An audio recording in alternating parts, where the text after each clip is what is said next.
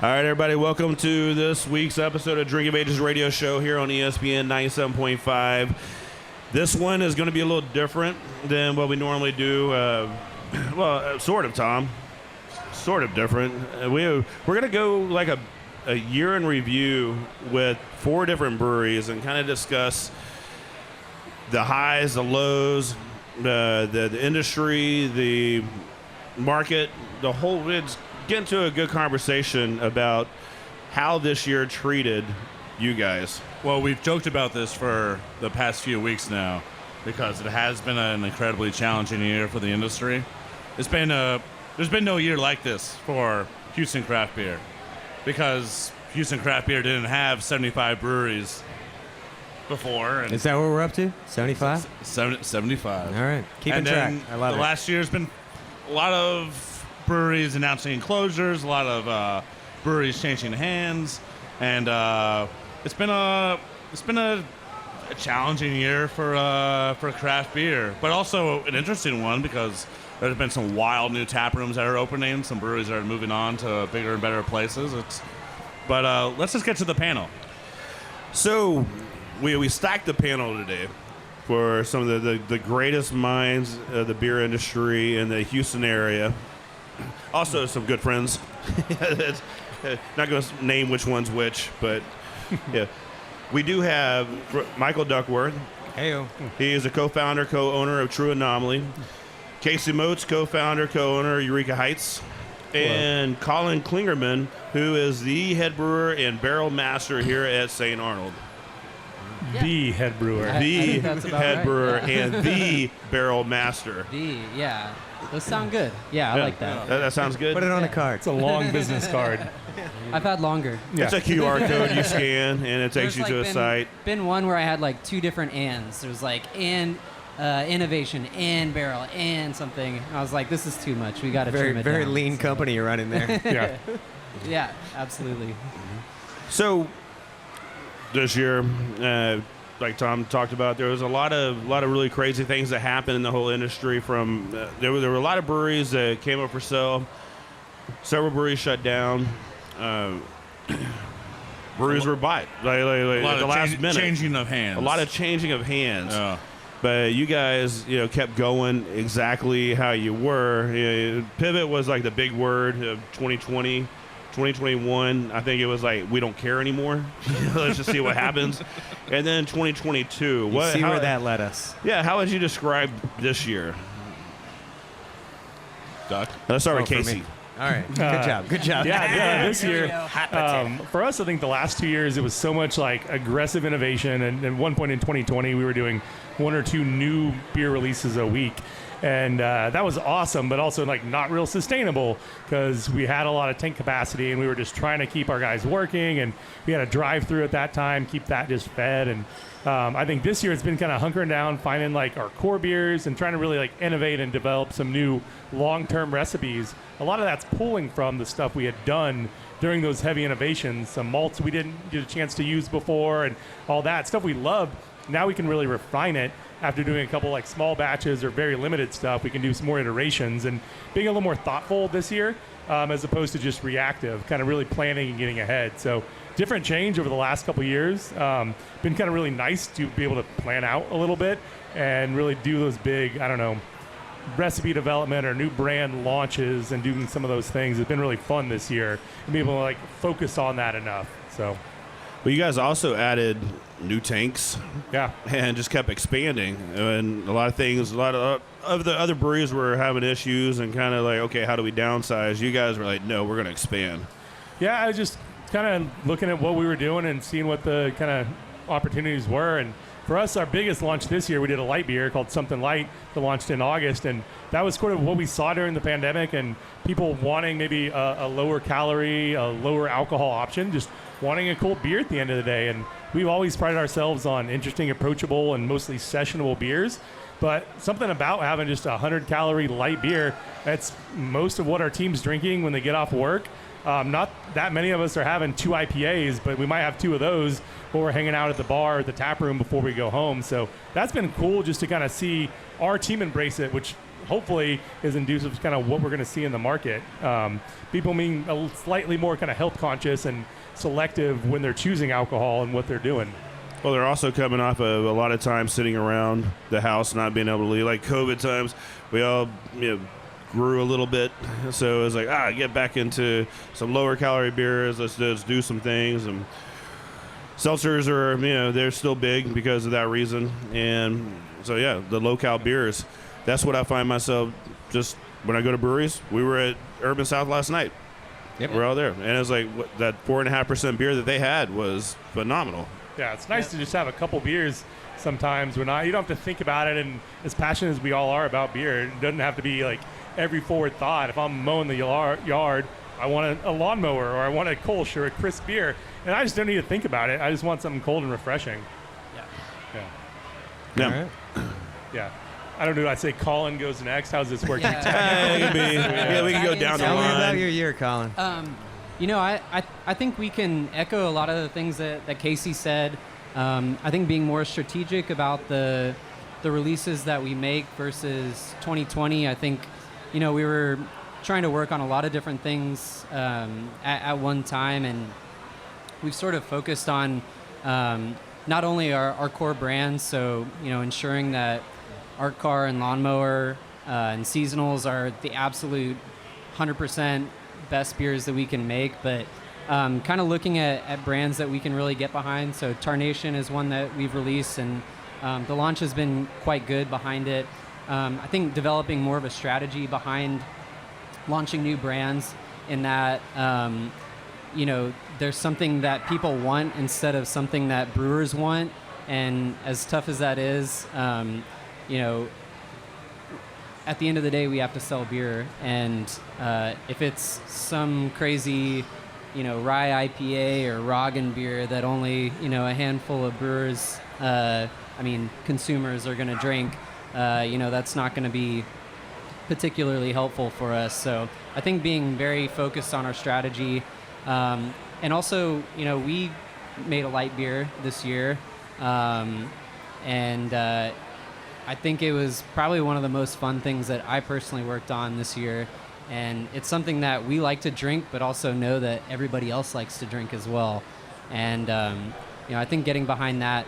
The other thing that I want to say, as far as kind of changing our mentality from 2022 to from 2020, is that with all the supply chain issues that we've dealt with this year, we've sort of been forced into a position to evaluate all the raw materials that we're working with and thinking about ways that we can make substitutions, whether that's, a better price advantage or just a better quality product. And so we've actually kind of made a ton of little tweaks all across the board, which to me is really exciting because it still shows that, even with a brand like Lawnmower or Art Car, we're still willing to try to make it an even better, beer and more resilient in the sense that if we can't get a specific part of that raw material list, that we have something else that, can fill that space. So, yeah. Casey, you and I kind of had that conversation last time I was at the brewery. Yeah. I think everyone has felt that. You just don't know. And it was all of a sudden a bad harvest in North America with malt, and then all of a sudden shipping challenges and delays and prices. So it's one of those, that I think you can only go so long before you really have to look at everything. And we're making a product, we have to sell it, we have to make a profit if we want to have an active company.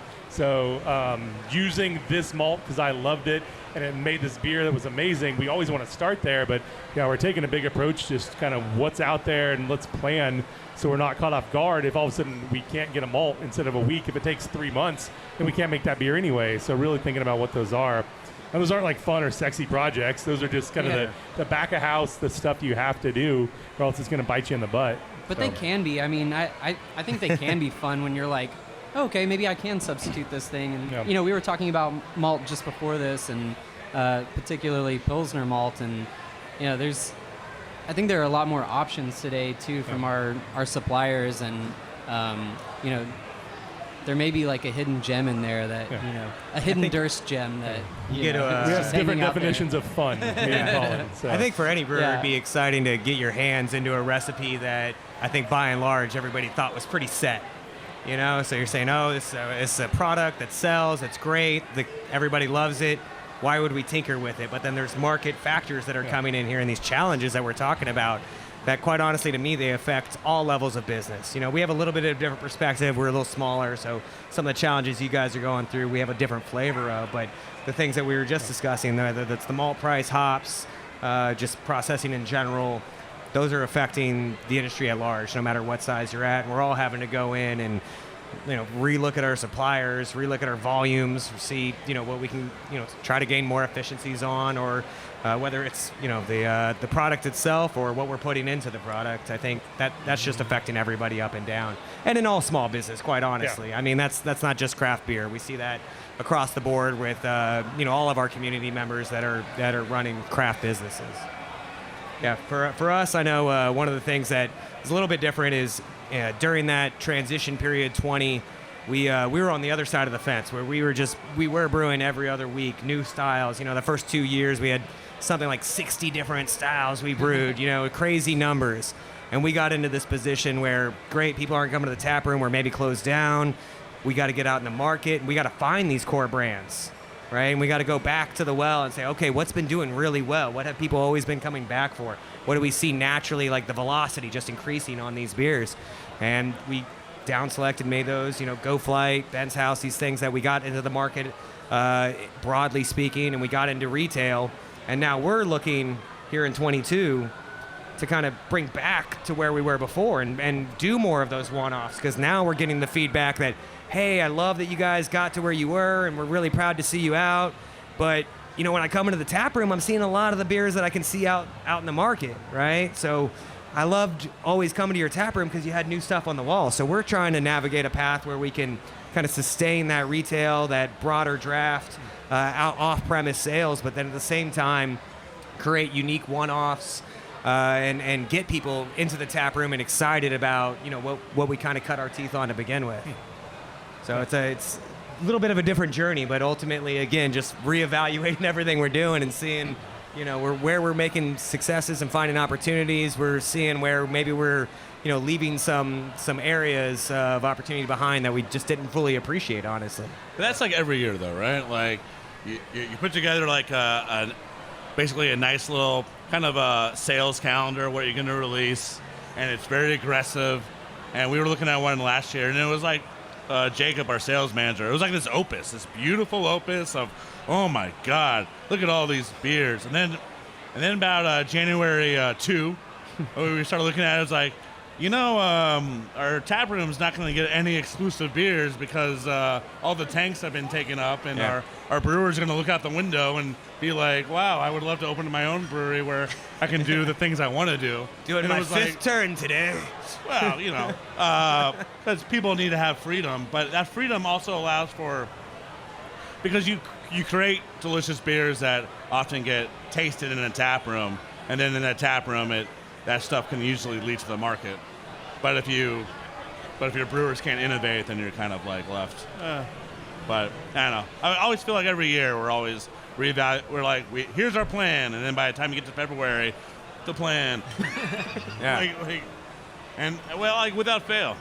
But then ultimately because of all the innovations that happen on a tap room, and then your customers appreciate it because that's where they get the best of the best, the fresh of the fresh, and then from there that leads to the market. I mean, although I was there when Eureka, when they rolled out their super light, delicious beer at their anniversary, and you guys had branding ready to go. That was very clear. Yeah. No, that was a huge project. We were looking at it, and kind of the industry has been higher ABV and low ABV. Those kind of spectrums. Craft beer was always 6%, 7%. Now it's kind of 8, 9% with some of the stuff from New Belgium that's been really, really prominent this year that's grown. And then it's really sessionable, 5% light beer, kind of extension of the seltzers. And I think that it's interesting to see that big of a contrast happen around the same time. Low ABV, high ABV. Yeah, volume or I Middle just want ground is one. lost. And I mean, I remember back in the day bartending 15 years ago, Breckenridge 471 was their kind of Imperial IPA. It was very reasonably priced, and I think it was on Batch $3. 471 was one of the greatest beers ever invented. Yeah, it was $3 at special on Sunday afternoon when I was bartending, and people would come in and just pound some little 16-ounce pours of this Imperial IPA because it was, I don't know, kind of a great value, a little bang for your buck beer, but it was also a great beer too. So I think it's balancing that the people who want something a little stronger, making sure they can get that. Kids these days, they don't. Yeah. Well, Not as much. Also, kind of like what you were talking about, when you guys get off of work, what beer do you normally gravitate to? And like when you're just like, let's just drink something, it's usually a lighter beer. I think when you're in this industry, is half the time it's the beers you have at work. Yeah. Yeah. Like if you have someone come to the brewery, and you have a meeting, and you think it's gonna be kind of a one and done, but then they look at that beer wall and they're like, it'd be nice. It's like, do you want a beer? Oh, that'd be great. So drinking is kind of part of the job, and you want the lighter the beer, the better. Yeah. It's a mixed bag because I love hosting because I don't have to leave. But then when we host, we're gonna look at the beer board and we're gonna entertain while we're having a meeting. And whatever meeting, it doesn't matter what's with my banker. It could be insurance. Or, insurance. We're looking at tiles or floor or anything like. We're gonna. You can't invite somebody over to your home and not offer them clearly the product that you have here readily available. That would be rude itself. And then it's weird to see somebody drink in front of you or not partake as well. So it's one of these mixed bag things. Well, that and depending on who comes over, it's like, ooh, we should get out the nice stuff. Yeah, so then you start getting out the better stuff. And well, that's why Saint Arnold they broke out the Tarnation. They went the other way. Yeah. Yeah. I've had a couple Tarnations that I can remember, and they've been good. But I don't typically drink that on shift or off shift. Excuse me. No, usually Lawnmower is great. I actually didn't really like Lawnmower when I first started working here, but Lawnmower has also gotten better due to the tweaks that we've made over the last few years. So that's also part of it. Finally, to call in standard. Yeah, in your humble opinion. No, but it's such a well-rounded beer, but low enough that I can have a couple. And I'm a total lightweight. I got a puffy jacket on right now, but I'm a really skinny dude, so sometimes I can be one and done. So Lawnmower go-to, but I also really like Harmony. And then when we had the light beer on the light pills, I'd have 3 or 4 of those after shift. So Yeah. all right, well, we need to take a quick break. Do a little 5-minute break. I've been out of beer for a long time. Duck, you've been out of beer as well. So Yeah, he's uncheersable. let's go ahead and get some more beers. We are hanging out at Saint Arnold Brewing Company over at the Beer Garden. Casey, Colin, Michael, Tom, let's all take a quick break. Come back. We'll talk more beer. This is Drink of Ages. Be right back. All right, well, we are back. This is Drink of Ages radio show here on ESPN 97.5. We are hanging out at Saint Arnold Brewing Company over in the Beer Garden. Talking to Tom. Man, Tom, we're talking to a lot of people. I know. Look at the sheet. Look at the. I've been your friend all these. We were just talking. I've been friend here all these years. I know Look at the you damn guys sheet very every well. time somebody's on your But show. always write down your names, right? Well, it's also like a historical book. This thing's going to be worth something because one day people are going to flip through this or be like, oh, really? They had them on. And Also, the older you get, the more beers you have. questioning your judgment at the time. And more often than not, you get to that place where you're like, hey, remember all those adventures we had? I sure did. Greg? Do you? It's like what No, happened? that's interesting. Let's go flip to that book. I bet you we were talking about some breweries earlier that might be in there. We'll see how those interviews went. So our panel tonight, Michael Duckworth from True Anomaly, Colin Klingerman here from St. Arnold, and then Casey Moats from Eureka Heights. Tom Painter, co-host of this show. You all know him. No Label Brewing Company. So 4 breweries sitting up here, and all 4 of your breweries have, well, for one, we're sitting in the Beer Garden of St. Arnold, a pretty badass little tap room. come sitting around, drink some beer. Which they haven't finished, but Eventually, Tap room. eventually. Tap room. One star. I know Brock. He's probably working on it. One day he'll make enough money to be able to finish this building. And He does work on it. I've seen the blueprints in his office, so he's always scheming for sure. I thought you were gonna be like, he tills the garden. He's out here, here, trims the Up there right hedges. now with a hammer. It wouldn't surprise me though. He's always kind of doing laps, like looking at stuff, making sure everything's tip-top shape. So, wouldn't surprise me if he trimmed a hedge here and there. It's totally possible. I hope so. need another plant right here. that is not an exaggeration. Like, Casey worked here for years, and then I used to do work for Saint Arnold for years, and go into Brock's office and be like, get ready for a 15-minute speech and like 1 minute worth of actual knowledge. Because he would show you here's what I got planned, and then all of a sudden it'd be like this soliloquy on just life and beer and the promise of what's to come, and it'd be like, this is very inspiring. How do I get out of here? Yeah, for sure. I remember seeing a Lego set in Brock's office God. that was the very early versions of this beer garden.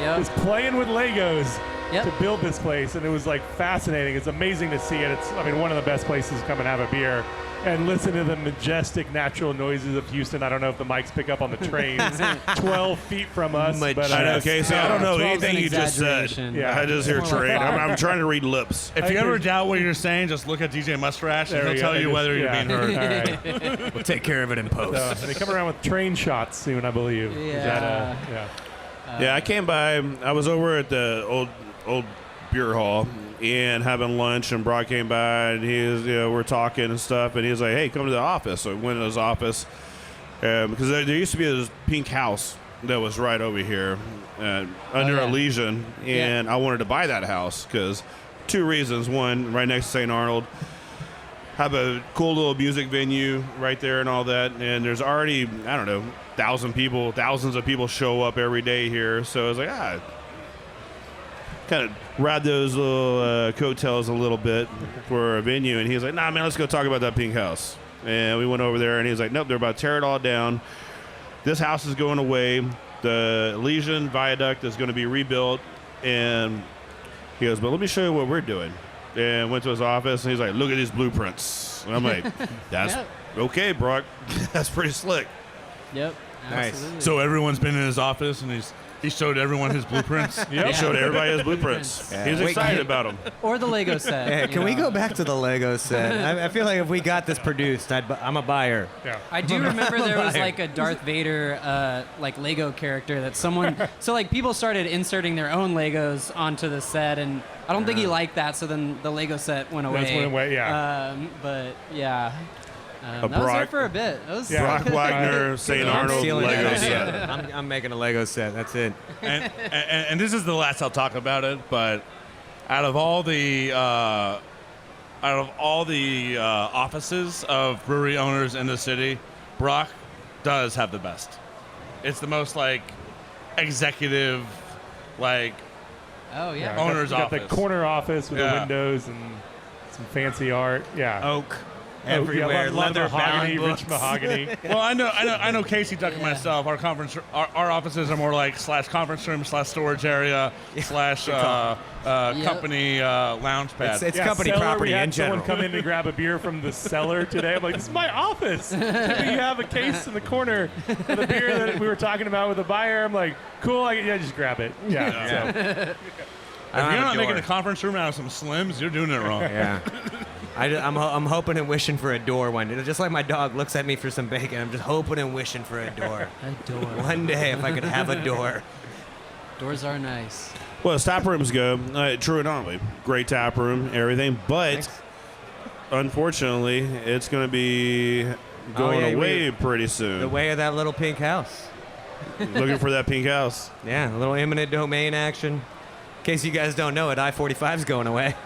I don't know if surely everybody at this point knows about this, right? If they don't, they will when it happens. Yeah. Anyway, so we're in that property there. So our lease goes for about another year and a half. If all's well, then we'll hang out there and as long as we can. But You'll in show lieu of everyone that- your blueprints. Yeah, in lieu of that, I got some blueprints to show off. And we're into permitting right now for a new location. Thank you very much, Tom. It's an erector set, actually. Yeah. No Legos, just, different Right. set. Well, I mean, whatever builds. Lincoln Logs. Yeah, engineers. I get it. So we just bought or purchased a property off of Navigation. We're hoping this time next year we've got a new facility up and running, and whether this location over here off of San Emmanuel continues and works out, we'd love to continue operating there.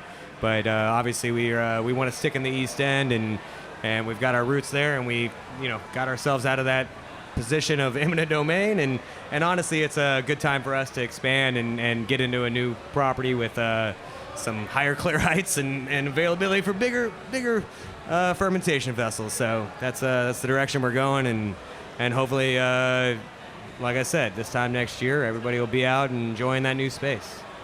And if you join our Patreon, you can continue our daily snow. But yeah, we're working on it. Yep. Nice. So Eureka Heights. Yeah.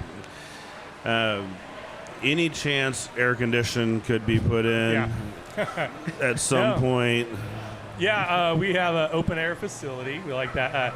No, our tap room, it was kind of bare bones. We were very much bootstrapped when we got going, and that's always been the long-term goal, to build out a tap room and maybe even other locations down the road. And that's been one of the weird things. Maybe a lot of projects stalled out the last couple of years, and we had really had some pretty ambitious plans. We're trying to watch and see what that looks like. And we love our location. Our heights are in our name.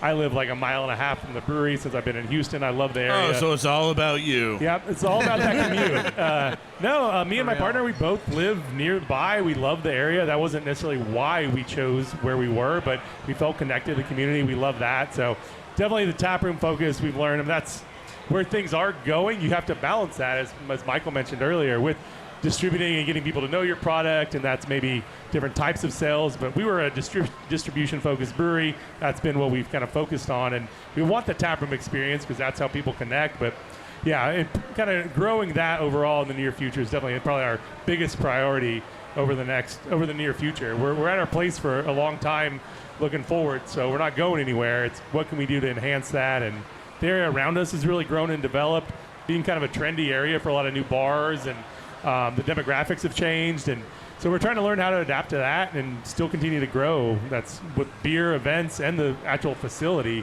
Kind of how can we cater to the people that are now in our neighborhood that 4 or 5 years ago weren't. It was used car lots and like metal fabrication shops across the street, and now it's townhomes, and Now it's townhomes and bars, there's an amazing brewery. coffee shop just on the backside of our building, not just a couple dive bars, and some great cocktail bars going in. So that whole area is just kind of different. So we're trying to figure out how that works for us, but we're not going anywhere. We love that place, and that's any possibility of a kitchen? Yeah, I mean, maybe it's one of those. Food's a whole different animal, but Casey will commit to no answers. Yeah, that's kind of where we're at right now. Technically, a number of different animals. Yeah, Depending on what you're making. We're all vegetarian if you wanted to. There we go, go that vegetarian. No, the kitchen. I think Michael, you guys mentioned wanting to do that down the road. I think it's a different way to experience it, and whether you have some in-house food trucks or whether you can balance that people want that combo experience, and that's what Saint Arnold does so well here. Their food is fantastic, their beer is great, and they have a wide selection of both. You can get a salad and a cider, or you can get a bratwurst and imperial IPA, and you experience all that together differently, and you can hang out longer and everything. So, yeah, all those are hopefully for us on the horizon. I don't have quite the timeline that Duck has, but we're not Beer Garden 2.0. Yeah. Nah. Yeah, vague answers all around. Colin, when are you guys building your Colin, when are you building this So wall? I'm going to be probably even more vague. There's not really A timeline on finishing this wall. Yeah, so the walls, 2028 maybe. We're constantly exploring opportunities, and I'm not exactly sure how much I can say without getting in trouble. So we won't know until you keep going. I don't know. Yeah. Well, give me another beer. I don't know. We'll see where this goes. We look at expanding campus here, right? there's nothing, very solid about that, but, kind of looking at, and, I think this is a good topic to bring up, is kind of the beyond beer category, which, we're talking about seltzers, ciders, wine, RTDs, FMBs, all these kinds of things. And, what kind of opportunities those, different types of beverages can kind of put us in. And, that may result in, expansion here, or expansion somewhere else. And I think that's all I can say without getting in trouble. So You've said it enough. You are in trouble. I've read I'm between dead. I'm all dead. the lines. It's been fun, buddy. It's been a whole lot of fun. You said expand the campus. Yeah. We know what that means. What I heard was Water distillery. park. It's been discussed. It's been discussed. So, I mean, we're always looking to grow, and Lazy River. I think the point is to try to do that sustainably. Of course, not over leverage ourselves, and Sustainable Lazy River. Be true to our mission statement, which is to be an institution that Texas and Houston are proud of. So Yeah. that's it. I'm done talking. Yeah, I'm proud. I'm proud of you, Colin. Thanks, I'm guys. proud of you. You only said just enough. Just barely enough. Just tease. Well, No Label, tap room out there, you've done a lot over this last year. Even like right now, you're painting the concrete. Mural. It's the only place left to paint. So, I mean, we're one of the top 10 distillery breweries like in the city. However, we lean more in our tap room than we do distro. Our tap room is, it's in an old 100-year-old silo yard. But when Garrett and I took it over from the Royos, I remember I was out with John, and John wanted to support us. And John was like, let's get a picture of showing, like, we're at No Label. And he looked around, and there wasn't a sign anywhere. There was, like, a little thing on, like, the There was a lot of really, like, just blue metal is what was behind every picture you took. Yeah. And it was like, so where's that selfie? Where's that? And I was coming from another brewery in town that changed ownership this year, Buffalo Bayou, which had kind of labeled itself the most creative brewery in town, but those words, they labeled themselves, right? And so we kind of put creativity back, like, on the forefront, and like, you walk around in that yard now, you're at No Label. The whole rail line is covered in labels. There's the walls of the brewery are covered in art, photography by like Joshua Alday, who's now at Carbach, may rest in peace, and people from Family Business. And now we're doing murals on the ground because this is the last place we can do murals because there's no space left. But I was at a brewery in Chicago, and they had a small, like, picture of a beer on the ground, kind of pointing to where you go in the tap room. And I was like, oh man, I never thought about just painting the floor before. And then it was like, you know what you can do on the floor? Everything. And put some sealer on there. Our tap room's great. We lean on it a lot. Been really fortunate enough in the past year to actually have great partnerships, because we did the For All the H collab with Duck and True Anomaly, and I have some in the car for you. Oh, perfect. Careful, Tom. I think it was for you, actually. And because it just so happens, No Label and True Anomaly, and Val, we all won World Beer Cups this year, which is a nice pick-me-up from the last few years. In an otherwise wonderful year. Actually, wait a second. You guys win awards all the time. What am I talking about? Nah, that's not true. That's just Val. This guy has a whole award wall. I mean, I've seen it. I don't know what he's talking about. Well, he sends pictures to all of us all the time. Oh, that's why I've seen That's it. why you see it. I remember now. That's good. But we did that collab together, It was and great, like, yeah. and Duck was over, and like we have a very large yard, and there's like 2,000 people out there, and he's like, great. "Is it always like this?" I was like, "Yeah, on Fridays and Saturdays," but then on Mondays it's like 5 people here, and it's just like a barren wasteland of, yeah. But no, tap rooms are important. I think it's the. So I live in Strickland. The closest brewery to my house is Texas Leaguer, but a new brewery is coming in about a mile from my house called Talyard, and they're like building a $10 million facility, which just seems to be like in the past year. I remember saying to John, like, "Oh, craft beer industry is just gonna be these small mom and pop like industrial park pop-ups." No, all of a sudden we went to Paradigm, Frosttown, Black Page, Bad Astronaut, and just like, okay, never mind. I don't know what the hell I'm talking about. Pretty much. There's all these ginormous breweries that like they're coming in like guns blazing, and like the heat is on. I think especially like on the tap wall, and if they're putting a product out there, it's on the HEB sets. I think you have to at this point, Yeah. right? You know, talking about 75 breweries in Houston that have established brands, have, you know, established customer base and people that want to, you know, come in and drink their beer. If you're not, you know, coming with guns blazing. If you're not raising $10 million and dropping bombs. And to make like a tap room that's like an experience, then you know, how can you expect to stand out? And I think that's probably going to be the norm going forward. Honestly, I think it just goes back to we're just seeing if what's the economist from the BA? I love this guy. What's his name? Bart Watson. Oh, yeah, If Bart Watson was here, he would say that we're just in a maturing market, right? And this idea that, you know, rising tide lifts all ships, we're all a community, that's great. We love it. We still want that to be the sentiment, but at the end of the day, you know, we're not seeing the share come away from big beer that we were seeing before. We're seeing the share go through some cannibalization of somebody else that was drinking at some other craft brewery. And at the end of the day, the craft brewers or the people who like craft beer, they still float around, they go to other breweries, but they still call somewhere home, right? So where are you calling home? Where are you? It's either where you're near to, and if more breweries are showing up and that people have a closer proximity to, then that's going to be between, and it's now between where you are and where they were.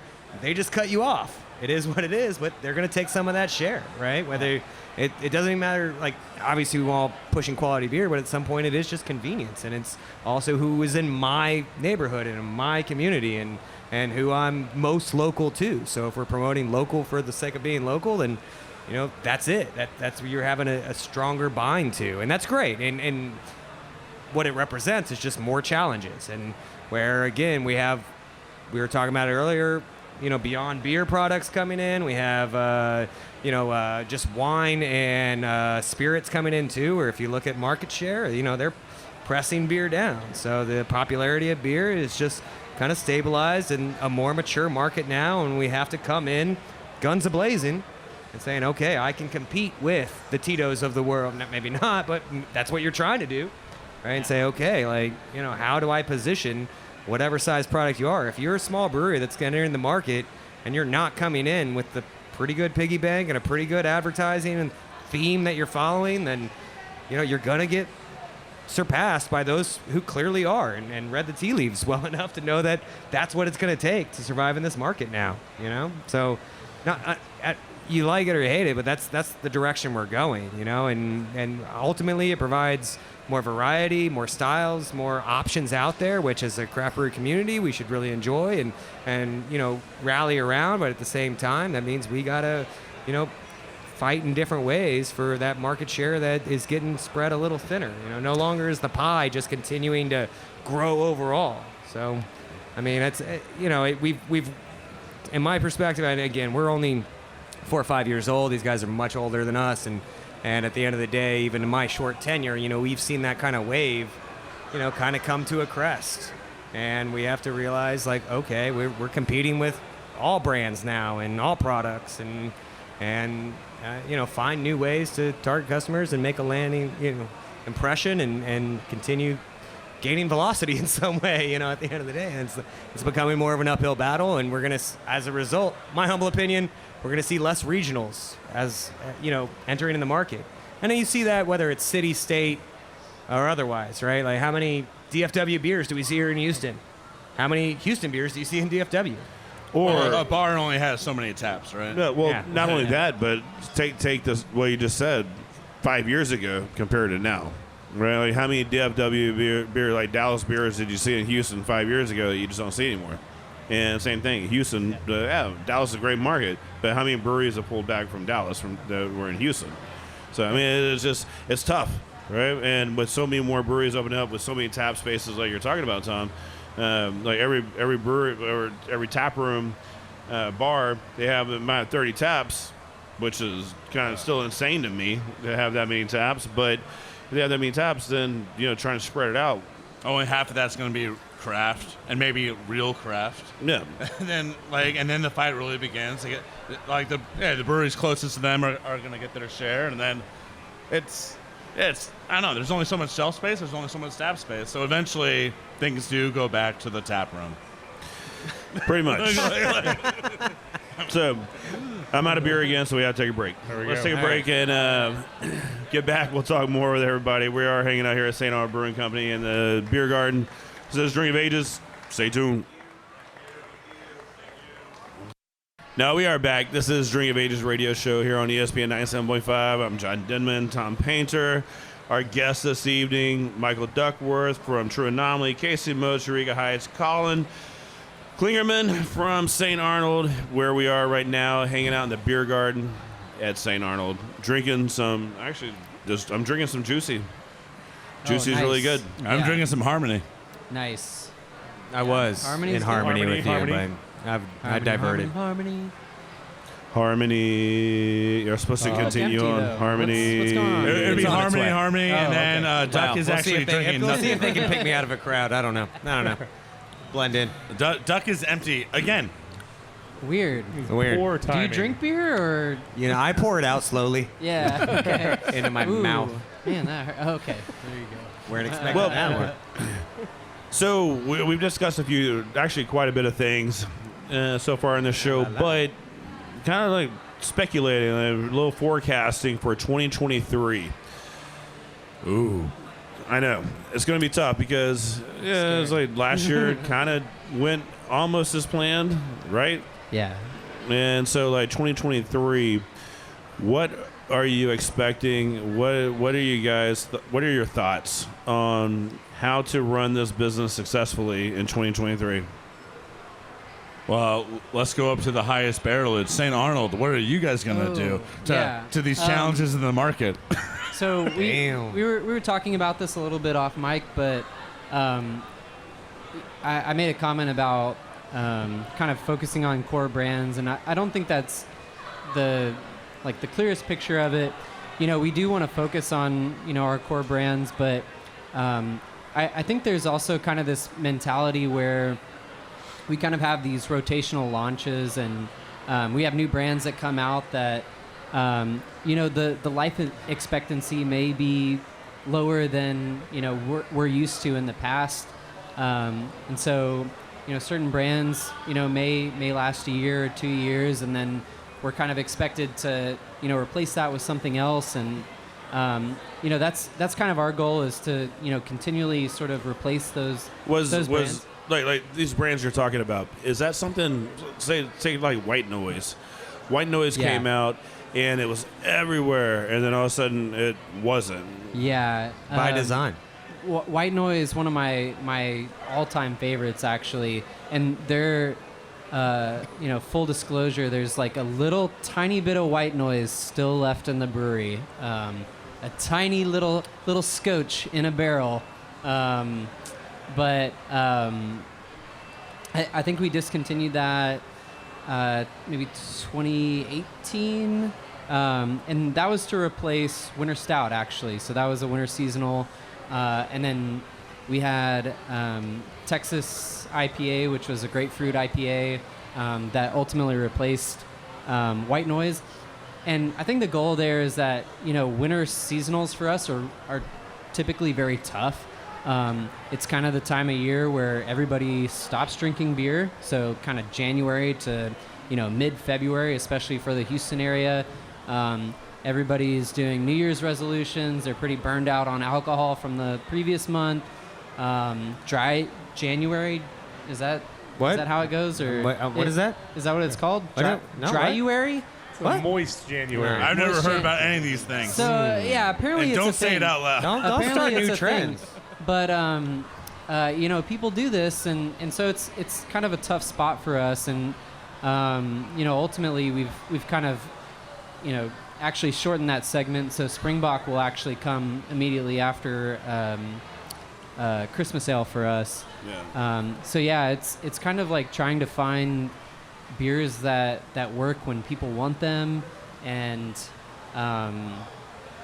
you know, trying to fill those spaces, and you know, parts of our portfolio that we may be lacking in, we're trying to kind of fill those gaps in as well, especially for year-round seasonals. But yeah, with the seasonal space, especially white noise, like it's just a tough area. Trying to, you know, have a seasonal in that time frame, just it's tough. Yeah. Yeah, I think kind of what Colin said. We're tweaking some seasonal lineup next year. Just we've had the same ones for the last 4 years. We've really had a seasonal brand. We've made some small adjustments. So trying to take let's some fun stuff. Some of those ones we innovated that were taproom only, maybe turn them into a seasonal and put them out there for 3 months. And if they have legs, then maybe that could become a year-round beer down the road. So kind of taking those incremental steps a little bit to kind of see what the actual response will be when it's not one off. You can get 1 4-pack or 1 pint and then it's gone. If it's on the shelves, it's sustainable, and that can be hard to judge until it's actually out there in the market. Yeah. I know for us, like kind of going deeper on some of the community partnerships we have, we do a couple charity beers. One with the Montrose Center for Pride. That's been a big launch for us, but we have another one with the Houston SPCA that we did some small releases of, but we're hoping to grow that and do some distribution some point next year with that.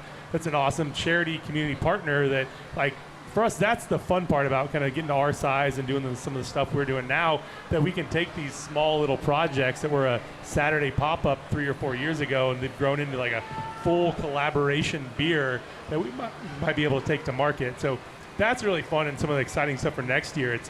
So growing those little like seeds that were planted over the last 2 or 3 years and actually being able to do some stuff with it. Well, that lavender bun is pretty amazing, right? Yeah, we do beer for Pride called Lavender Bunny with butterfly pea flower and lavender, and it's, I think, maybe going on 4 years, and we've grown it each year from some kegs a couple years ago to now we've partnered with Silver our distributor, and H-E-B and Kroger to do these huge launches.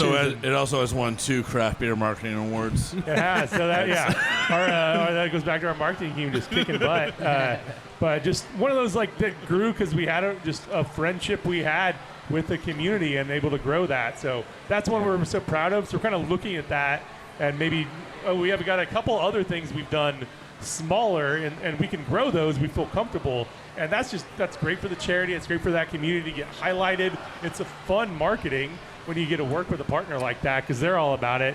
And then it gets us maybe the opportunity to do a beer that we wouldn't do on our own. The SPCA beer is a raspberry cherry Kolsch, just not crazy, but like not something we were doing anyway. It was kind of like, hey, what do you guys want? And so we collab with their team, and they come to the brewery and brainstorm, and that stuff's been fun to see, because then we're all of a sudden doing something we weren't necessarily going to do on our own with a community partner, and that's just sort of like bigger than what we could do by ourselves. So that's what I'm looking forward to next year. No, appreciate you guys coming and hanging out for sure. Saint Arnold Brewing Company, that's where we are, hanging out in the tap room. Thank you, sir. Great, thanks. Good beers always. So, Colin Klingerman. Thank you very much. Thank you for saying my name so many times tonight. Like, I know it's a hard last name to pull off, so I really appreciate it. Actually. Well, I mean, Casey Motes is too. You know, I mean, it's just like struggles. Motes? Casey. Motez. It's when I place like a pickup order for food, it's 50-50 Motez at this point. So it's like, it's probably me. Okay. They would throw a little Motez in there. But this is Drink of Ages Radio. Next week we'll be in Fulsher. Next week we will be in Fulsher. Yeah, at Project Halo. Hanging out with those guys. Good people over there. Michael Duckworth from True Anomaly. Thanks for coming and hanging out. Tom Painter, I'm always here. We have a good time. And our producer, DJ Muskratch. Thank you for everything. And if you want to listen to any of the old shows sponsored by No Label Brewing Company, you can find it all over the internets. Bunch of weird places. Of them. But Yeah, man. Thank everybody for tuning in, man. It's been fun. I wish we could. We need to do more shows like this where you just have more people sitting around discussing things. Yeah, well, It sounds like a lot less work for you guys, quite honestly. I mean, I only said like 4 words tonight. It's like the best show ever. But no, I appreciate all you guys hanging out, man. It's been a whole lot of fun. Beer is delicious, always at St. Arnold. We'll talk to everybody next week.